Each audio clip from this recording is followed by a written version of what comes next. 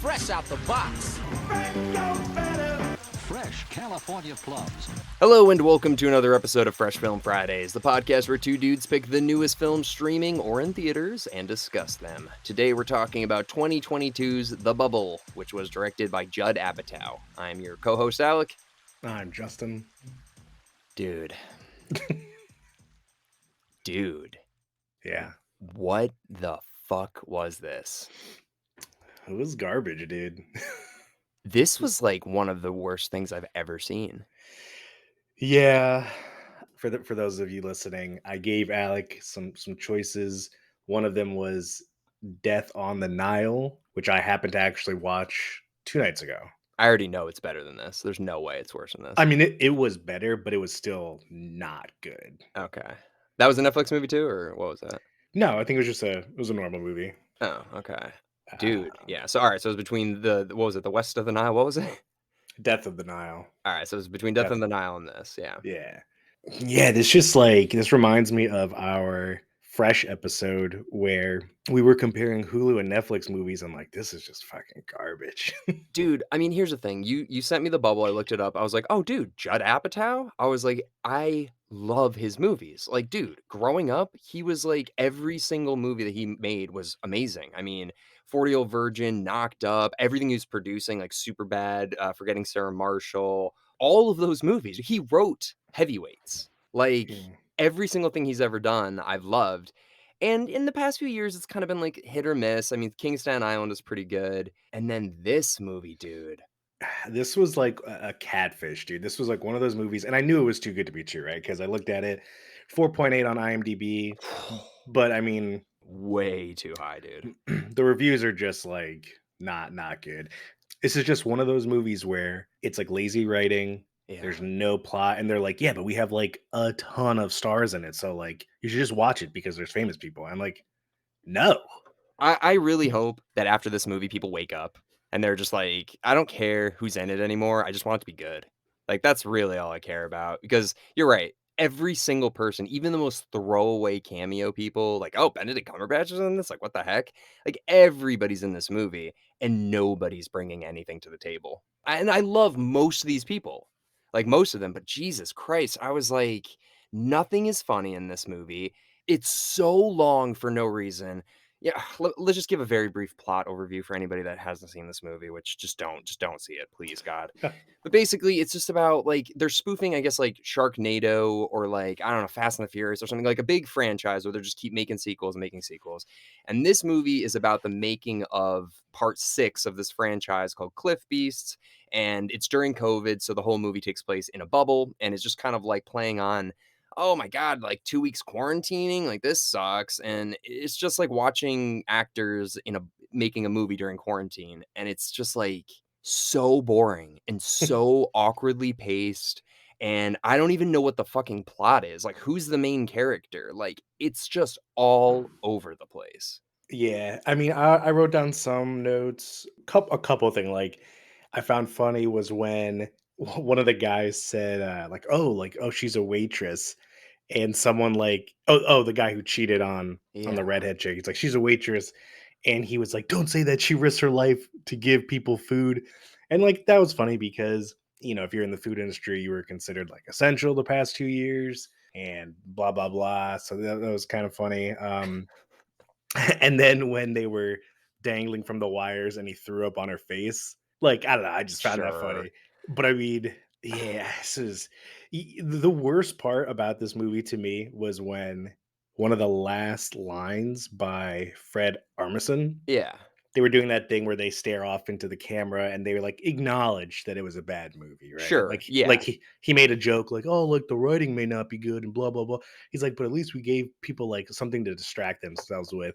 And I sat there when he said that and I was just like, fuck you, dude. Yeah. Like, I just wasted, like, this wasn't funny. Like, No. if it came out a year ago, maybe, like when we were literally all stuck in our house, like, okay, that's a distraction. Like, this was just a waste of my time. Dude, it's not even the distraction. Like, I could not tell you how many times I paused it and I was like, there is 40 fucking minutes left. Are you how many stupid TikTok video dances? I'm like, this movie doesn't have time for this. Like, oh yeah, man. Just everything about this, the characters, like, I felt like there was no depth to any of them. The one guy, who, like, runs away in the middle of it, who's like, "I can't take this anymore," like, the British guy who's like, "I'm big in Pakistan," that guy. Mhm. What the hell? Like, why did he just take off, and why did they start shooting Leslie Manns when she decided to do the same thing? I was like, this movie, it did not feel like Judd Apatow had anything to do with this. It feels like he just put his name on it, but he wrote and directed it. There's nothing recognizable here from any of his other movies. You know, there's no soul to this. It wasn't funny. It didn't feel like they did that thing that he like invented where, Seth Rogen would just kind of like improv. He would just like, riff. It was just like, okay, say like five funny things in a row and we use the best one. And you could tell it was organic. Mm. This just had none of that. Yeah, I'm not sure what direction they were going in. Yeah. I feel like this was almost like elite Hollywood humor when they were writing it and like acting out a movie that was recording a movie. Like they thought it'd be funny, you know. Like I felt like Oh my Leslie, I felt like Leslie Mann and Pedro Pascal and Keegan Key were on set, and they were like, "Yeah, we'll like make fun of ourselves for how hard we had it when because we're wealthy during the pandemic," and people will be like, "Haha, like they're wealthy, so it couldn't have been that bad. Like that's the joke." It's like, yeah, we know. It's Yeah, like it's not. meanwhile, like, people are fucking dying in the streets and getting evicted, and they're like, "Ah, it's funny." Also, what's with the X Files, dude? He was probably my favorite part of the whole movie. Dave Duchovny? I'm just like, dude, what is this guy doing here? I don't know. I What don't the know. fuck? What the fuck is he doing there? I mean, here's the thing, Judd Apatow has a great resume, so your agent comes to you, he's like, "Hey, Judd Apatow wants you for his new movie." You're probably gonna say yes, but, like, after this, just like, yeah, David Duchovny, he was fine, but I don't know what Like, he's supposed to be. I chuckled when Pedro Pascal was throwing up in the toilet and he wanted Bola to hold his hair and he was like, Bola. I was like, oh, Pedro, he's funny. Pedro, dude, the accent Pedro did like, if you guys didn't see it, Pedro Pascal did like a really Hispanic accent. And I was just thinking to myself, like, I wonder if do actors get like offended, you know? Isn't he, like, Chilean or something? Yeah, but did you hear his accent? Yeah, like, They like really hyped it up. I mean, can't he do that? Isn't that kinda like the game now? Like, "Hey, if you're that, you can do that." I don't know. I'm just wondering if he'd be offended. I have no idea, dude. I mean, I wasn't crazy about his character. I felt like the character was probably made for, like, James Franco, and he's like, "Well, we can't have him in this, so we'll put Pedro Pascal on it." But I thought his character was complete waste. Like, there's just nothing there, and then they're trying to, like, have him with that young girl from, the Borat sequel, Borat 2. Mhm. She was fine, but again, I'm like, "What is this movie?" Like, there was like, I barely remember it. I watched it last night and, like, nothing sticks. Yeah, I watched it last night too. Yeah. I was just thinking, like, why are these actors who are Mhm. pretty like these are pretty big name actors, like, Everybody. yeah, they have to know this is shit. Like when they handed the script, like there's no one here who was like, this is going to be fucking great. I know. I I don't know, dude. Like, maybe he pitched it as like, "Hey, guys, like, we're literally just gonna be having fun for, like, the entire time we're filming this. Like, we're gonna blow off some steam from the pandemic. We're just gonna have fun." So maybe if he pitched that, but again, like, a lot of people are gonna see this movie, and it's not like anyone's gonna be like, "I liked that." So it's kind of just maybe a payday for them, almost like a vacation. I don't know, because nobody is gonna probably this isn't gonna help anybody's career, I don't feel like. I wonder. I'm trying to see if they made profit. Yeah, it doesn't show. Because it's Netflix, yeah, Yeah, I'm guessing it's what you said. Like maybe Judd approached these guys, all these big name actors, and they were like, "Hey, let's just get you all in this like goofy flick where it's 100% stress free because literally we don't care if it's shit, yeah, and we'll just pump something out for Netflix." And everyone's like, "Yeah, sure, like whatever." Like yeah. that's the only way I feel this is justified. Well, like, nobody's career is gonna get, like, damaged from this, but it's like, it's probably just gonna be a standstill. Maybe for Pedro Pascal, people be like, "Oh, he can kinda be funny." Like, maybe there's, like, little things like that that people get out of this, but overall, it is a complete waste of time. I'm glad these people probably got paid, but this is the thing. This is where I see this movie, and I'm sure a lot of people probably agree or disagree. This just feels like Judd Apatow using his hard work as a platform for his daughter to get her into the entertainment industry. Was his daughter in this? She was the TikTok girl. Mm, So that's Judd Apatow's daughter. So I'm just kinda like, all right, he did it with his other daughter. He put her in his movies and got her on, an acting path. So now I feel like he's just doing this with her. that's how you create generational wealth. Yeah, that's all it is. And here's the thing, you didn't see the Jay and Silent Bob reboot, did you?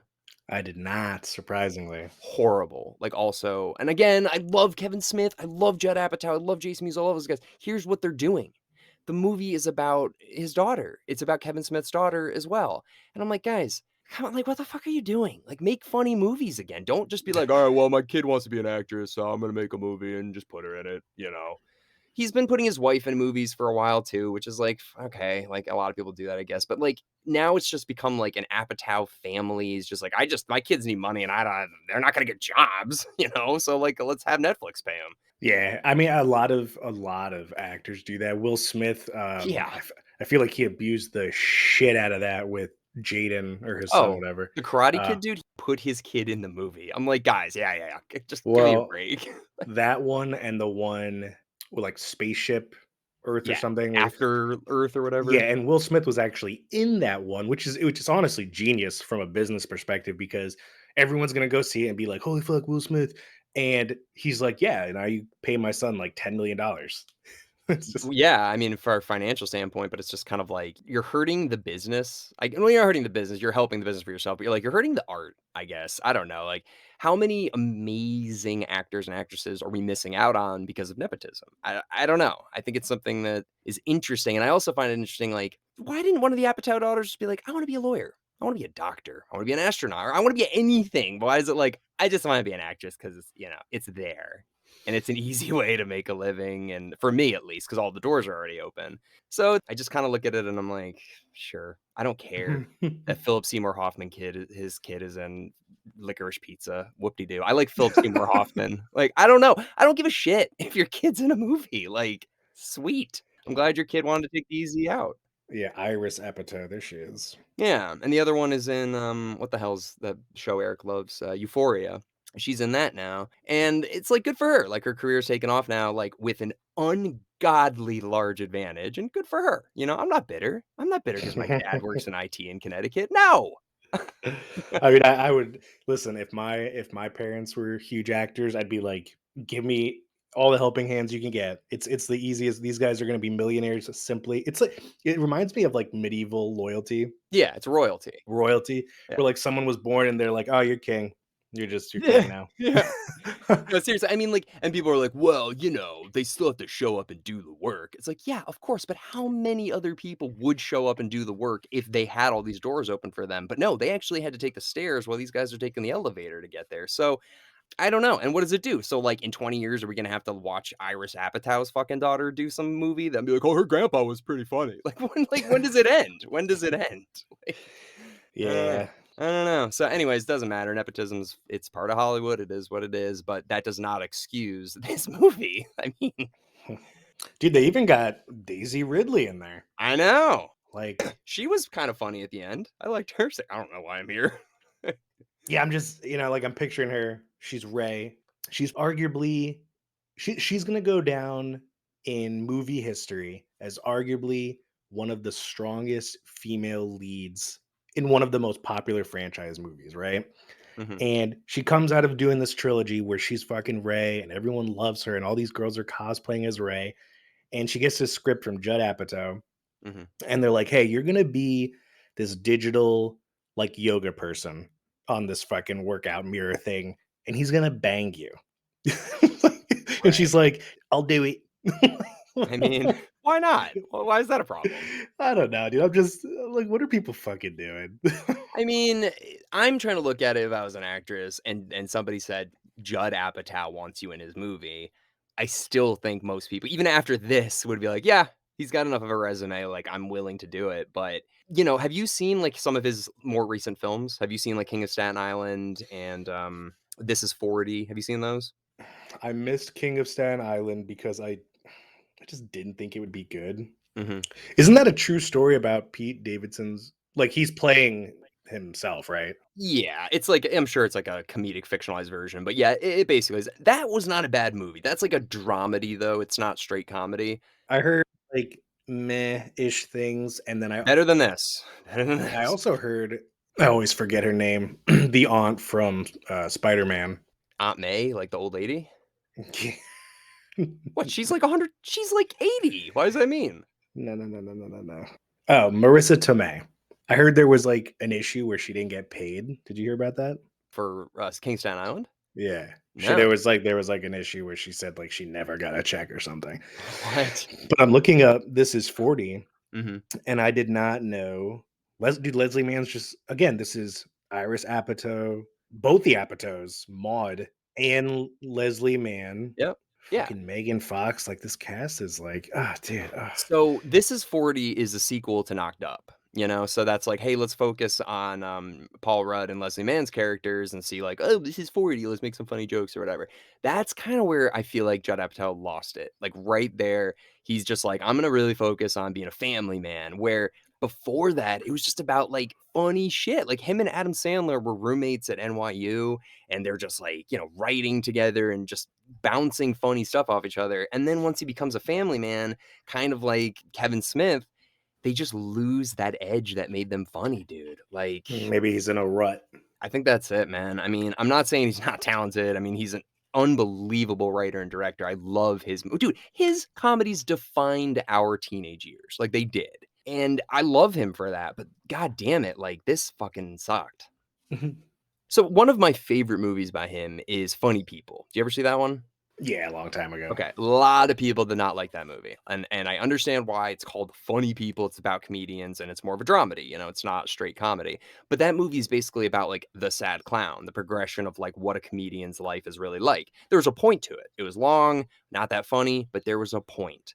This movie did the same thing. It was very long, not funny, and no point, and no, like, heart. Like, I didn't feel like, "Oh, yeah, man, it's all about coming together." Like, I was like, "This fucking" was like a TikTok girl beating another girl up who's paid, and it's John Cena's daughter. I'm just like, this is just all over the place.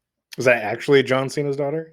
No, but she said she's a stunt coordinator's daughter, right? And John Cena was a stunt coordinator, and she's on Okay, set. honestly, I there was a period of time where I wasn't really listening.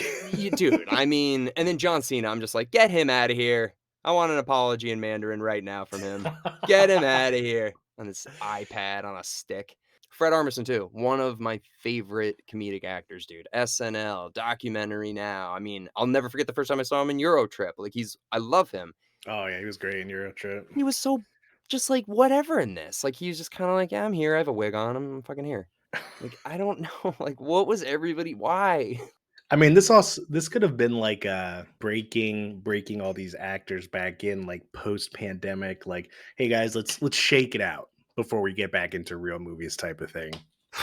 That's cool. It's been a year and a half. Like, it's not like it's been 20 years. We haven't made a movie in 20 years. No, it's been a year and a half. Dude, like Kate McKinnon, same thing. One of the funniest people in the world. Like, I don't know. Kate McKinnon. She was the CEO. She was like the blonde CEO woman. Oh yeah, she wasn't very funny. Dude, she's like the queen of SNL right now. She's been on SNL for like 10 years, so funny. But in this movie, I was just kind of like, are you just like phoning it in? Like, I don't know. I don't want to just sit here and just shit on this. Like, nobody wants to listen to somebody just shit on something for 30 minutes. But like, is there anything redeemable about this? Can you think of anything? No, no, I can't. Karen Gillan is attractive, That so that I mean that was nice. was nice. I did laugh, I guess, when John Cena, when Fred Armisen's just like, he's like, "You look like you've lost weight." And he's like, "I'm the exact same weight." Like he just like, It was kind of funny when they were doing like that yoga period, and the bowler guy was like, "Breathe in and breathe out. Like, just don't think about how if all of you died, no one in the real world would care." yeah, Like, yeah. I mean, uh, yeah. even Keegan Michael Key when he was just like, "I thought I was special, and I'm not." And I was just like, "Yeah, that's kind of a good way to look at it. Like, you're not. You're just a regular guy who just got lucky and is doing what they like, but you're not better than somebody, you know?" Yeah. It is so weird. I mean, the idea of, like, a celebrity, it really has only existed, like, really for, like, 100 years, roughly. I mean, maybe, like, 120 ish years, but, like, think about that before that, it was just like there was kings and queens and like Cleopatra and stuff like that, but like you wouldn't like tweet with them or anything, or like you wouldn't watch them on movies, like you just hear about them. Now it's like for the last 100 years, people are like losing their minds and thinking that celebrities are like bigger deals than they are, like that they're not just fucking people. I mean, it's mostly because they just have so much money that like people can't fathom like what their life would be like if there were no limitations. Is that it, you think? Because people treat them like they're literally gods. Like, people are like they feel like they're cool if they take a picture with, like, Norman Reedus, and they're like, I saw Norman Reedus at a bar," and they take a picture and they send it to you, like, they think they're cool because they did that, you know? Why? Yeah, I mean, it's also people's fault that this is a thing. Like, for Right. example, look at Kim Kardashian. Like, Kim Kardashian was literally just Paris Hilton's assistant, Yeah. and Paris Hilton was only famous because her parents own the Hilton hotels. Right. And for some reason, people were like, "Oh my god, look at this girl who like literally doesn't have to do anything in life." And Kim Kardashian was her assistant, and the only reason Kim Kardashian ever became anything more than her assistant was because Ray J fucked her on camera, and everyone was like, "Oh, that chick's kind of hot." And then they gave her a show, and she's like, "Yeah," and that was it, dude. Well, because here's the thing, I wonder if in 1984 they tried to do, like, The Simple Life, like, with Paris Hilton and everything, like, if they tried to do something like that where it's like, "Hey, this person's famous, we don't know why, she just is." Like, would that work in the '80s or even then maybe in the '90s, like, is where the change started happening because, like, people value odds stacked against them, the rise, like, being an actor is really hard, like, to get to that point where you're, like, a big Marlon Brando or, like, one of those that's a really hard life. So then that's why people are like, okay, they're achieving their dreams, they're doing things that not a lot of people can do, they're getting a lot of fame and recognition and money, but now it's like people are just famous simply for just existing and being traditionally aesthetically attractive. That's enough for you to now become famous that other people should care? Yes. That doesn't make any sense to me.